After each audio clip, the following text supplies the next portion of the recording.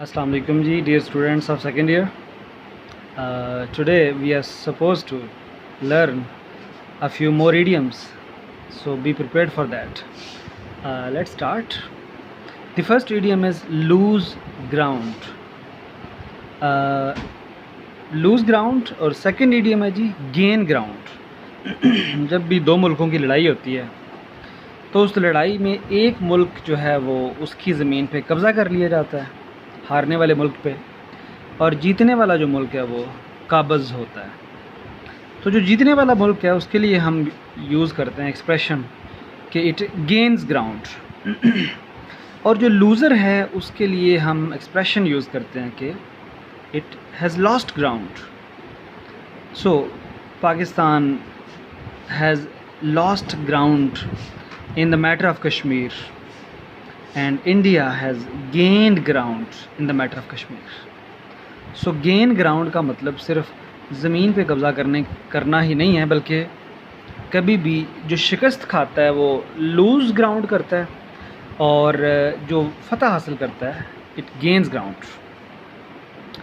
Third है जी to leak the dust. इससे पहले भी डिस्कस किया था कि बादशाह सलामत जब भी किसी को सज़ा देना चाहते हैं तो उसे कहते हैं कि मेरे दरबार में फ़र्श को चाटते हुए आओ, और उसे डिसीव करने के लिए पहले से ही जहर फेंकवा देते हैं ताकि वो शख्स मर जाता है।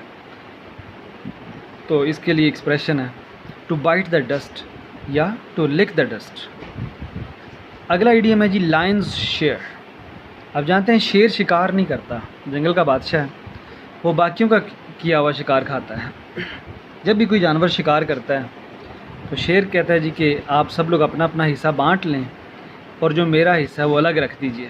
तो लायंस शेयर है, और शेर का हिस्सा छोटा नहीं हो सकता, उसका हिस्सा बड़ा होगा। सो लायंस शेयर का मतलब होता है बड़ा हिस्सा, क्योंकि लायन बड़ा जानवर है और अगर उसे कोई देने से इनकार करेगा तो वो ज़बरदस्ती छीन भी सकता है। सो लायंस शेयर मतलब बिगर शेयर। और अगला है जी live from hand to mouth.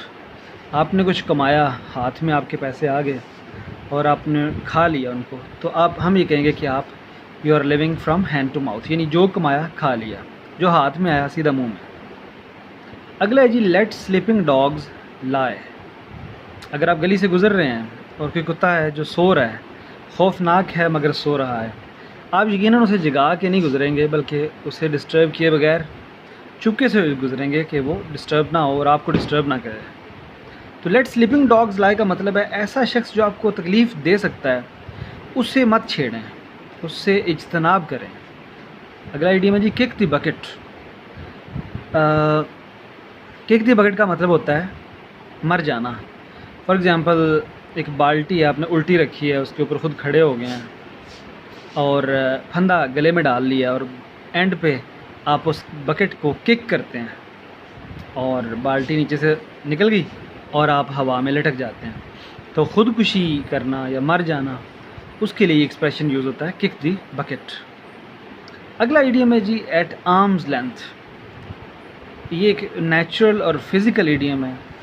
तो बाजू जितने फासले पे दूर रखना, यानी किसी को ख़ुद से बहुत दूर रखना, एट आर्म्स लेंथ।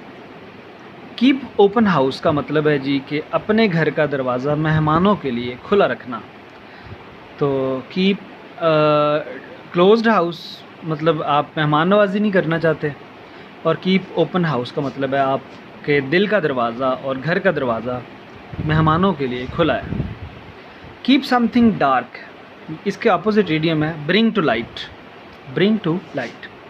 तो कीप समथिंग डार्क का मतलब है अंधेरे में रखना, छुपा के रखना, और ये नेचुरल सा इडियम है। अंडर दी कारपेट का मतलब है जी कालीन के नीचे छुपा देना। कोई भी चीज़ आप छुपाना चाहते हैं तो उसके लिए ये एक्सप्रेशन यूज़ होता है to keep it under the carpet. और अगला इडियम है जेल बर्ड। ऐसा परिंदा जो अक्सर जेल में पाया जाता है, अक्सर केज में पाया जाता है, ऐसा शख्स जो अक्सर आदि मुजरम जिसको कहते हैं, अक्सर जुर्म करके जेल में बंद कर दिया जाता है, उसको हम जेल बर्ड कहते हैं। अगला इडियम है जी इन द टीथ ऑफ।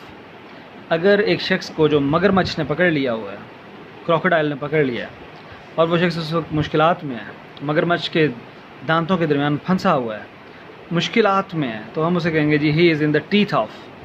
तो टीथ ऑफ का मतलब है मुश्किलात में होना, जैसा कि people all over the world are in the teeth of financial difficulties due to corona virus.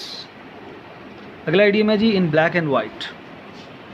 Black and white का मतलब है एक वाइट पेज होता है, उस पर आप ब्लैक बॉल पॉइंट से या पेन से लिखते हैं, तो जो चीज़ तहरीरी होती है उसको हम ब्लैक एंड वाइट कहते हैं। यानी वाइट पेज पे ब्लैक राइटिंग के ज़रिए, यानी अगर हम कहें कि एक होता है by word of mouth. By word of mouth होता है ज़ुबानी बात करना, ज़ुबानी पैगाम पहुंचाना। अगर आप ज़ुबानी बात करते हैं तो वो बाय वर्ड ऑफ माउथ या ओरल हो जाएगा, और अगर आप तहरीरी बात करते हैं तो वो होगा इन ब्लैक एंड वाइट। और इंसान को तमाम एग्रीमेंट्स ब्लैक एंड वाइट में करने चाहिए ताकि वो दस्तावेज़ का हिस्सा बन जाएं और उनको साबित किया जा सके। होल्ड वाटर, अगर एक बाल्टी में पानी डाला गया है और वो पानी गिरता नहीं बाहर बल्कि स्टे करता है उसके अंदर, तो हम ये कहेंगे कि this particular bucket holds water. इसी तरह जो बात आप माकूल बात कर रहे हैं, जैसे बाल्टी के माकूल बर्तन है ना जिसमें पानी ठहरता है, अगर उसमें सुराख होगा तो फिर वो किसी काम की नहीं है, फिर वो यूज़लेस है। तो इसी तरह अगर आपकी बात जो है उसकी ठोस बुनियाद है और अच्छी बात आपने की है, तो हम ये कहेंगे कि आपकी बात जो है वो it holds water. Your argument related to this matter holds water. अगला आइडियम है जी हॉब्सन्स चॉइस। तो एक शख्स था, उसकी बेटियां थीं, और उसकी एक बेटी चाहती थी मेरी शादी करवा दो फलां शख्स से, वो इनकार कर रहा था। और बेटी ने क्या किया जी कि अपनी अलग दुकान डाल रही, क्योंकि बाप ने दुकान से निकाल दिया था इस ज़िद पर कि बेटी क्यों कह रही है कि शादी करवाओ मेरी। तो बेटी ने मुकाबले पे दुकान डाल दी और मुकाबले पे दुकान कामयाब भी होगी और वो बाकी बेटी को भी साथ ही ले गई। तो वो जो बाप था उसका नाम था हॉब्सन। अब हॉब्सन के पास कोई चॉइस नहीं कि वो बेटी की बात माने और उसकी शादी वहाँ कर दे जहाँ उसका दिल है। अगला जी स्टैंड वंस ग्राउंड। अगर दो लोग लड़ रहे हैं तो जो शख्स अपनी जगह पर साबित कदम रहता है, यानी पसपाई इख्तियार नहीं करता, पीछे नहीं होता, उसका हम कहेंगे कि he has stood his ground. साबित कदम रहना, हार ना मानना। इसी तरह अगला आइडियम है जी have too many irons in the fire. अगर लोहा बनाया जा रहा है और एक वक्त में आप एक पीस लोहे का बना रहे हैं तो यकीनन आप तवज्जो से काम कर सकेंगे। लेकिन अगर आपने भट्टी के अंदर 6-7 पीस इकट्ठे डाल दिए हैं और हर एक को आप देख रहे हैं कि उसका साइज़, उसकी शेप, उसका प्रॉपर टेम्परेचर, हर चीज़ आपने नोट करनी है, तो मल्टीपल आयरन्स को तो आप इतनी तवज्जो से नहीं कर पाएंगे। एक वक्त में आप स्पेशलाइज्ड काम अगर करें, एक ही काम करें, तो आप बेहतर तौर पर उसे मैनेज कर पाएंगे। So have too many irons in the fire का मतलब है एक वक्त में कई कामों में मसरूफ़ हो जाना, एक वक्त में कई काम करना, तो वो अच्छी बात नहीं होती, उससे आप तवज्जो नहीं कर पाते। अगला आइडियम है जी a bitter pill to swallow. कड़वी गोली, बाज़ औक़ात मरीज़ जो बीमार होता है, तकलीफ़ में होता है, और उसे कड़वी गोली दीजिए तो उसको ये ज़रूर फ़ील होता है कि ये दवाई कड़वी क्यों है, मगर अल्टीमेटली वो दवाई उसे फ़ायदा देती है। तो कड़वी गोली का मतलब है ऐसी चीज़ जो बज़ाहिर तो आपको अच्छी नहीं लग रही मगर बिलाखिर आपको फ़ायदा देगी। तो ऐसा ऑप्शन, ऐसा डिसीजन जो आपको बज़ाहिर नुकसान दे रहा है लेकिन असल में आपके लिए फ़ायदेमंद है, वो आपके लिए कड़वी गोली है। कड़वी गोली का फ़ायदा होता है, अल्टीमेटली नुकसान नहीं होता। अगला आइडियम है जी have a hand in glove with. Hand in glove का मतलब ये है जी कि जब भी कोई मुजरिम या मुल्ज़िम जुर्म करता है तो क्या करता है, दस्ताने पहन के जुर्म करने की कोशिश करता है ताकि मेरे हाथों के या उंगलियों के निशानात जो हैं, फिंगरप्रिंट्स जो हैं, वो पकड़े ना जा सकें। सो हैंड इन ग्लव का विद का मतलब है कोई साजिश करना, कोई दो नंबरी करना, कोई मंसूबा बनाना दो नंबरी का, कोई जुर्म करना। चूँकि जुर्म आमतौर पे ग्लव्स पहन के, वैसे आजकल तो कोरोना ने लोगों को ग्लव्स पहना दिए हैं, लेकिन अगर हैंड इन ग्लव विद का यूज़ किया जाए तो उसका मतलब ये है जी कि आप किसी साजिश में शरीक हैं, इसीलिए आपको हाथ छुपाने पड़ गए। तो ये था जी आज का लेक्चर।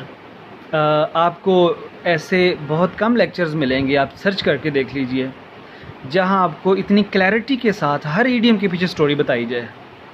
और इसका कंपैरेटिव एनालिसिस ज़रूर कीजिएगा कि हमारे इस लेक्चर्स की सीरीज़ के और इस चैनल के कितने फ़ायदे हैं, क्या ये फ़ायदेमंद है या नहीं है। अपना फ़ीडबैक ज़रूर दीजिएगा। Thank you so much, take care, see you in the next lecture. अल्लाह हाफ़िज़।